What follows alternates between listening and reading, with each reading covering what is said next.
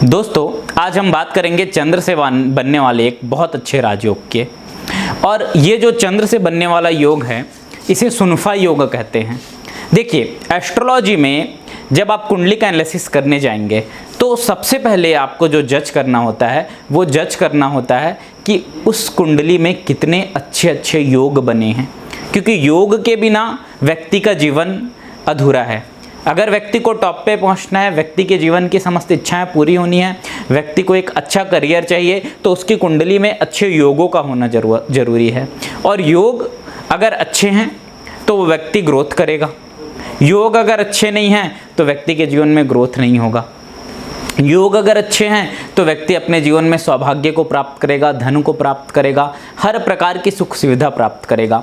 तो चंद्रमा से जो बनने वाला सुनफा योग है, इसमें क्या होता है कि चंद्र जहाँ पे भी बैठा है उससे दूसरे भाव में, चंद्र जहाँ भी बैठा है उससे दूसरे भाव में कोई भी ग्रह हो, लेकिन कौन से ग्रह नहीं होने चाहिए? सूर्य देव ना हो और राहु एवं केतु देव ना हो।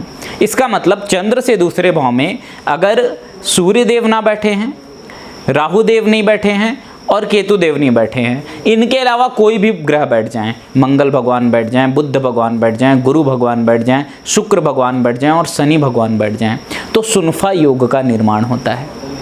अब ये योग करता क्या है? तो दोस्तों, मैं आपको ये बताऊं, शास्त्रों में इस योग की बहुत बड़ाई की गई है। ये बोला गया कि ये किंग की, राजाओं की कुंडली में ये योग पाया जाएगा, धनवान व्यक्तियों की कुंडलियों में ये योग पाया जाएगा। देखिए, धनवान व्यक्तियों की कुंडली में योग पाया जाएगा, इसे आप समझ सकते हैं चंद्र से दूसरा भाव। जैसे हम लग्न को महत्व देते हैं, ठीक उसी प्रकार चंद्र को भी महत्व देते हैं। तो चंद्र से दूसरा भाव अर्थात धन का भाव हुआ। तो आप वेल्थ देखने के लिए जैसे लग्न से दूसरा भाव देखते हैं, ठीक उसी प्रकार चंद्र से दूसरा भाव भी देखते हैं। राजाओं की कुंडली में पाया जाएगा। अब इसके पीछे क्या लॉजिक था? देखिए, चंद्र एक ऐसा ग्रह है कि जिसके आसपास जितने ज़्यादा ग्रह रहेंगे वो उतना बलवान होगा, और मन का कारक है, चंद्रमा मनसोजाता कहा जाता है। तो अगर चंद्रमा बलवान हो जाए तो एक ऐसा ग्रह है जो रॉयल लाइफ देता है। राजा, जो भी व्यक्ति राजा है, राजा अर्थात आज के युग में कोई व्यक्ति सीएम है, एमएलए है, एमपी है, तो उसका चंद्र बलवान होना जरूरी है, क्योंकि चंद्र जो है वो रॉयल लाइफ देने के मुख्य ग्रह कौन से हैं? सूर्य और चंद्रमा। जो व्यक्ति को, देखिए, ग्रहों का जो नवग्रह है उसमें भी चंद्र को रानी की संज्ञा दी गई है और सूर्य को राजा की संज्ञा दी गई है। और चंद्रमा के आसपास अगर शुभ ग्रह रहेंगे, चंद्रमा के 7 ग्रह रहेंगे शुभ ग्रह, या चंद्रमा पे शुभ ग्रहों की दृष्टि होगी, तो चंद्रमा बहुत बलवान हो जाएगा, क्योंकि वो अपने फल दूसरे ग्रहों के माध्यम से देता है। कहीं ना कहीं अगर अकेला बैठ जाता है तो वो उस तरीके का फल, मटेरियल रिजल्ट नहीं दे पाता है जो मटेरियल रिजल्ट देना चाह रहा है। वो मटेरियल रिजल्ट देने के लिए दूसरे ग्रहों का सहारा लेता है। इसका मतलब कि सुनफा योग इसी बात को इंडिकेट कर रहा है कि चंद्र से दूसरे भाव में अगर ग्रह बैठ गए तो चंद्र को सपोर्ट मिल गया, चंद्र अपने रिजल्ट और अच्छे तरीके से दे पाएगा। दयालु व्यक्तियों की कुंडली में भी ये योग पाया जाता है। इनके अंदर दया आ जाता है, इनके अंदर लोगों के प्रति त्याग की भावना आ जाती है। तो सुनफा योग एक बहुत अच्छा राजयोग है। जब आप कुंडली को जज करने जाएंगे तो उसमें आपको पंचमहापुरुष योग मिल जाए, सुनफा योग मिल जाए, अधि योग मिल जाए। ये सारी योग अगर एक साथ मिलते हैं तो आप समझिए बहुत अच्छी बात है। पंचमहापुरुष योग ने उस कुंडली को स्ट्रांग बनाया, सुनफा योग ने चंद्र को स्ट्रांग बना दिया, फिर सूर्य को स्ट्रांग बनाने वाले भी कुछ योग हैं कुंडली में। तो व्यक्ति का चंद्र बलवान हो जाए, सूर्य बलवान हो जाए, लग्न बलवान हो जाए, तो व्यक्ति अपने जीवन में अपने आप ग्रोथ करेगा। तो दोस्तों, चंद्र के से दूसरे भाव में अब हर ग्रह अलग अलग रिजल्ट देंगे। अगर शुक्र से सुनफा योग बना तो उसके रिजल्ट कुछ और होंगे। गुरु भगवान अगर सुनफा योग बनाए तो उसके रिजल्ट कुछ और होंगे। देखिए, जो ग्रह बैठा है उस व्यक्ति को उस ग्रह से संबंधित जो कारक हैं उसके अच्छे फल मिलेंगे।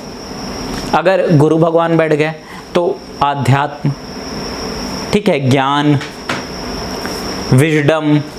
शुक्र भगवान बैठ जाएं तो सौंदर्यता, वाणी में मिठासता, मधुरता, ठीक है, वाणी में लोगों के प्रति अपनापन, कवि की वाणी, ठीक है, ज्वेलरी, स्टोन्स। तो हर बुद्ध भगवान अगर बैठ जाएं तो इंटेलिजेंसी दे देंगे। शनि भगवान बैठ जाएं बहुत हार्ड वर्किंग बना देंगे। तो हर एक ग्रह, मंगल भगवान बैठ जाएं, सुनफा योग का निर्माण कर दें तो बहुत ही व्यक्ति में विल पावर बहुत ज़्यादा हो जाएगा। व्यक्ति मानसिक रूप से तो स्ट्रांग होगा ही, ठीक है, लेकिन उसमें हर एक प्रकार की प्रॉब्लम्स को झेलने की क्षमता आ जाएगी। तो चंद्रमा के साथ जो सुनफा योग बन रहा है वो चंद्र को बलवान कर रहा है, लेकिन हर ग्रह अलग अलग प्रकार, हर सुनफा योग का रिजल्ट अलग होगा। तो सुनफा योग होना कुंडली में अच्छी बात है, ये कुंडली को स्ट्रांग बनाता है। इसमें एक इम्पॉर्टेंट चीज़ ये है कि इसका रिजल्ट सामान्यता कब मिलता है कि जो ग्रह सुनफा योग का निर्माण कर रहे हैं, चंद्र के साथ शुक्र भगवान कर रहे हैं, तो आपको चंद्र की महादशा और शुक्र की अंतरदशा में इसका बहुत अच्छा रिजल्ट समझ आएगा, या शुक्र भगवान की महादशा और चंद्र भगवान की अंतरदशा में इनका रिजल्ट समझ आएगा। तो कहीं ना कहीं जिन ग्रहों के, बुध भगवान अगर इस योग का निर्माण कर रहे हैं चंद्रमा भगवान के साथ मिलके, तो चंद्र भगवान की महादशा और बुध भगवान की अंतरदशा में इनका रिजल्ट समझ आएगा, या बुध भगवान की महादशा और चंद्र की जब अंतरदशा आएगी तो इस योग का बहुत अच्छा रिजल्ट, ये योग एक्टिव हो जाएगा। कितना बलवान योग है ये तो आपको जज करना पड़ेगा। अगर वृषभ लग्न में ये योग बन गया, लग्न में चंद्रमा बैठ जाएं और बुध भगवान धन भाग में बैठ जाएं, तो ये बहुत उत्तम किस्म का सुनफा योग हो गया, क्योंकि चंद्रमा भी बलवान हो गए और बुध भी बलवान हो गए। फिर चंद्रमा, अगर यही योग वृश्चिक लग्न में बन गया और बुध भगवान द्वितीय भाव में बन जाए तो ये उतना बलवान नहीं बना, क्योंकि चंद्रमा लग्न में नीच के हो गए और बुध भगवान धनु राशि अपने शत्रु ग्रह की राशि में चल गए। तो आपको ये एनालिसिस भी करना पड़ेगा कि ये किस राशि में योग बना है।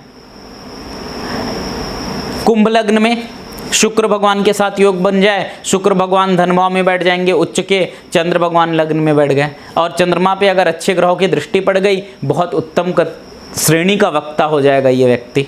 लाखों लोग इसकी, करोड़ों लोग इसकी बातें सुनेंगे, और बातें सुनेंगे नहीं, उसको फॉलो भी करेंगे। वाणी का भाव है द्वितीय भाव। तो दोस्तों ये इस तरीके से आप योगों का एनालिसिस कीजिए। मेरा चैनल सब्सक्राइब करें और मेरे वीडियो को शेयर करें। धन्यवाद।